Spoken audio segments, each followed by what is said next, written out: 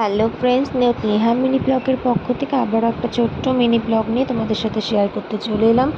তো রেডি হয়ে এখন কোথায় যেতে চলেছি সেটাই তোমাদের সাথে শেয়ার করব। আর মামা বাড়ি গেছি, ঘুরতে যাব না এটা তো হতে পারে না। তো প্রত্যেক দিনই ভাবি সন্ধ্যাবেলা কোথাও না কোথাও যাব, তো সেটা আর হয়ে উঠছে না কদিন কিছু কাজের জন্য। তো আজকে ফাইনালি আমাদের ডেটটা ঠিক হয়েছে, আর আমি, মামুনি আর ভাই তিনজন মিলে বেরিয়ে পড়েছিলাম। তো কোথায় যাচ্ছি ভিডিওটা প্রথম থেকে শেষ পর্যন্ত দেখতে থাকো।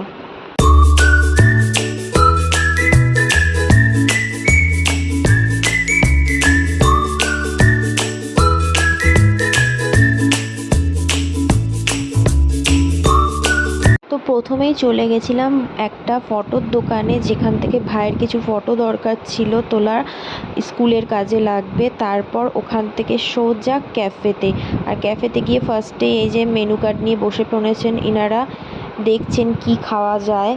তো তারপর অনেকক্ষণ ওয়েট করার পর খাবারটা আসলো ফাইনালি, আর ফার্স্টেই চলে এসেছিলো কফি।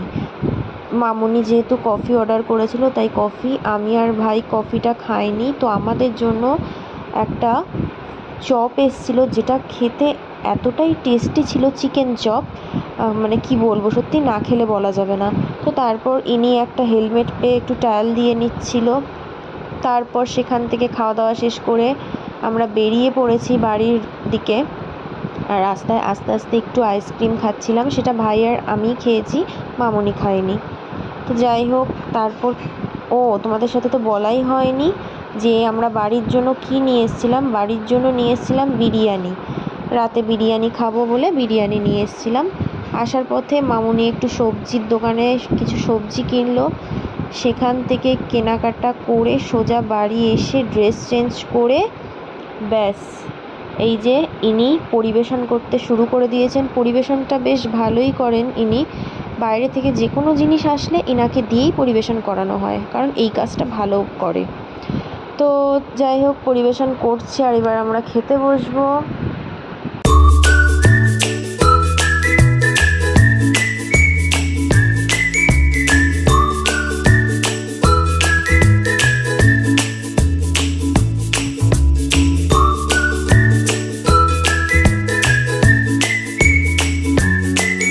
তো আমরা খেতে বসে পড়েছি, সামনেই বিরিয়ানি, কোল্ড ড্রিঙ্কস, আর লোভ সামলানো যাচ্ছে না। মানে বিরিয়ানি হলে তো কথাই নেই, আমার ভাইয়ের বিশেষ করে স্পেশালি কোনো কথাই নেই, মানে ও আর কোনো দিকেই দেখবে না।